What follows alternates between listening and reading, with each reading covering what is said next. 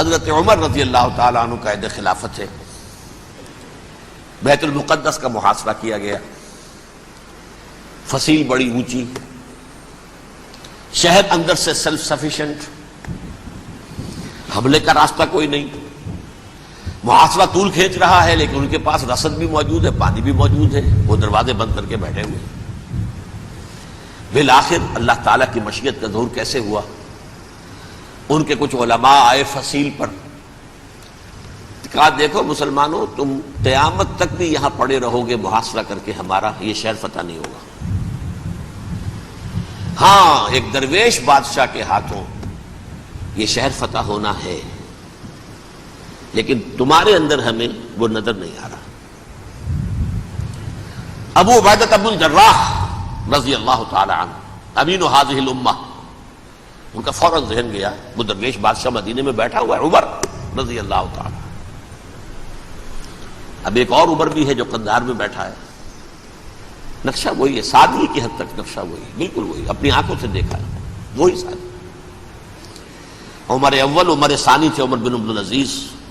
اب ایک اللہ کے فضل سے اللہ تعالیٰ ایدہ اللہ بنصرتہ، اللہ تعالیٰ ان کی نصرت فرمائے، دشمنوں کو ان کے مقابلے میں نیست و نابود کرے۔ انہوں نے ریکویسٹ بھیج دی کہ حضور تشریف لائیے، یہ شہر فتح ہو جائے گا۔ وہ ہے سفر تاریخی، اتنا طویل سفر، تقریباً 700 میل، ایک اونٹ، ایک خادم، ایک منزل پہ امیر المومنین اوپر بیٹھے، خادم آگے چل رہا ہے، اگلی منزل پہ خادم اوپر بیٹھا ہے، امیر المومنین آگے جا رہے ہیں۔ اور جب پہنچے ہیں تو وہ باری تھی خادم کی، انہوں نے ہاتھ جوڑ دیا، حضور خدا کے لیے تم کیا کہیں گے لوگ، وہ میرا برا حال کر دیں گے، تمہیں شرم نہیں آئی؟ امیر المومنین پیدل آگے چل رہے ہیں نکیل پکڑ کر، اور تم بیٹھے ہو اوپر براجمان ہو۔ حضرت عمر فرمایا الدور دورک، نہیں باری تمہاری ہے، بیٹھ۔ اس حال میں پہنچے، اور پھر یہ کہ ابو عبیدہ بن الجراح آئے ہیں، استقبال کیا ہے تو دیکھا ہے اس حال میں چلے آ رہے ہیں، عمر نکیل پکڑے ہوئے چلے آ رہے ہیں، اور کہتے ہیں کہ کہیں کیچڑ ویچڑ تھا، جوتے خراب ہو گئے تھے، وہ بھی اتار کے ہاتھ میں پکڑے ہوئے، کپڑے تو تھے ہی پھٹے ہوئے۔ انہوں نے کہا کہ حضرت ابو عبیدہ نے، دیکھیے یہ بڑا متمدن ملک ہے، بڑا مہذب علاقہ ہے یہ، آپ ذرا حلیہ اپنا درست فرما لیں تب جا کے پیش ہم آپ کو کریں گے۔ آپ نے فرمایا نحن قوم اعزنا اللہ بالاسلام، ہم وہ قوم ہیں جنہیں اللہ نے عزت دی ہے اسلام کے ذریعے سے، کپڑوں کے ذریعے سے نہیں، دولت کے ذریعے سے نہیں۔ اسی حال میں گئے ہیں، اوپر سے انہوں نے کھڑے ہو کر نشانیاں دیکھی ہیں، اپنی کتابیں کھولی، ہاں یہ وہی ہے، اچھا لو جی سرنڈر، شہر تمہارے ہاتھ میں۔ خون کا ایک قطرہ نہیں بہا اور بیت المقدس فتح ہو گیا۔ لیکن اس وقت حضرت عمر نے ایک نرمی یہ کی کہ یہودیوں کے لیے بھی اسے اوپن سٹی قرار دے دیا۔ یہ احسان عظیم حضرت عمر کا، اس سے پہلے یہودی آ ہی نہیں سکتا تھا، داخل ہی نہیں ہو سکتا تھا، وہاں وہ آ کر وزٹ نہیں کر سکتا تھا، زیارت نہیں کر سکتا تھا اپنے مقدس مقامات کی۔ حضرت عمر نے یوں سمجھیے کہ تقریباً 550 برس کے بعد ان کے لیے راستہ کھولا ہے کہ ہاں تم آ سکتے ہو، زیارت کر سکتے ہو۔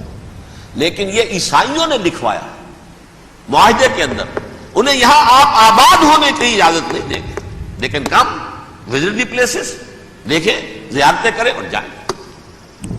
یہ معاہدہ حضرت عمر کا ہے رضی اللہ تعالیٰ، جو پھر خلافت راشدہ کے بعد بنو امیہ نے بھی اس کو آنر کیا، بنو عباس نے کیا، پھر جو ہمارے یہ ترکوں میں اندر خلافت آئی تو ترک خلفاء نے بھی اس معاہدے کی پوری پابندی کی۔ فلسطین میں آ سکتے ہیں یہودی صرف زائرین کی حیثیت سے، وہاں آباد نہیں ہو سکتے۔ اب آئیے اگلا دور آیا حضرت عثمان کا دور خلافت۔ یہ ہے وہ وقت کہ اب یہود نے امت مسلمہ کی پیٹھ میں چھرا گھونپا۔ وہ کیسے؟ ایک یہودی عبداللہ ابن سبا اسلام کا لبادہ اوڑھ کر آ گیا، معاشرے کا جائزہ لے لیا، ان میں بنو ہاشم اور بنو امیہ میں جو پرانی کشاکش تھی اس کے کچھ نہ کچھ جراثیم باقی ہیں، اگر ان کو ذرا بھڑکا دے تو مسلمانوں میں انتشار پیدا ہوتا ہے۔ کہا یہ عثمان کون ہے؟ یہ تو بنو امیہ میں سے ہے۔ یہ حق تو بنو ہاشم کا ہے، خلافت ان کے پاس ہونی چاہیے، محمد کے تو رشتہ دار وہ ہے صلی اللہ علیہ وسلم۔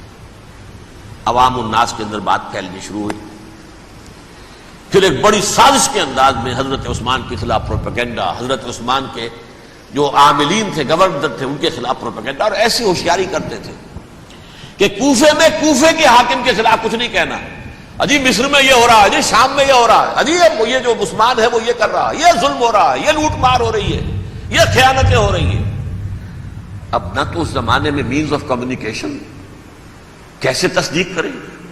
افواہیں تو آپ آج کراچی کے اندر شروع ہو جائے تو پتہ نہیں چل سکتا کسی کو کہ کیا اس میں صداقت ہے کیا جھوٹ ہے، اور بری بات جو ہے فطرت انسانی کی کمزوری ہے وہ فوراً قبول کرتا ہے، کسی کے بارے میں اچھی بات ماننے کو تیار نہیں ہوتا لیکن بری بات تو فوراً تیار ہے۔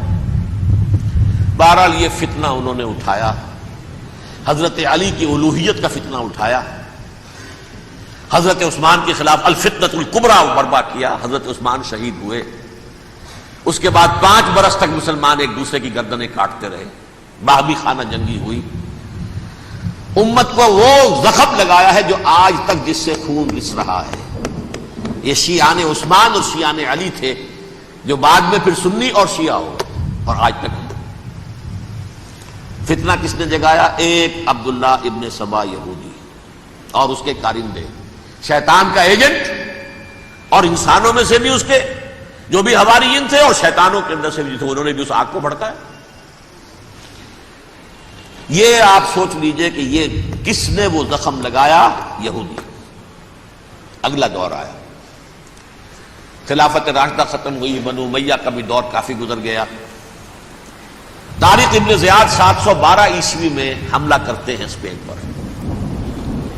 اسپین اس وقت عیسائیت کا بہت بڑا گڑھ، بڑے کٹر ترین عیسائی جو ہے وہ اسپین میں تھے، لہذا یہودیوں کی وہاں بہت پٹائی ہوتی تھی، بہت پٹائی ہوتی، یہ میں بتا چکا ہوں، دشمنی تھی ان کی تو چلی آ رہی تھی عیسائیوں کے ہاتھوں یہودیوں کی، وہ تو سن 300 عیسوی سے ایمپرر کانسٹنٹائن کے بعد سے شروع ہو گئی تھی۔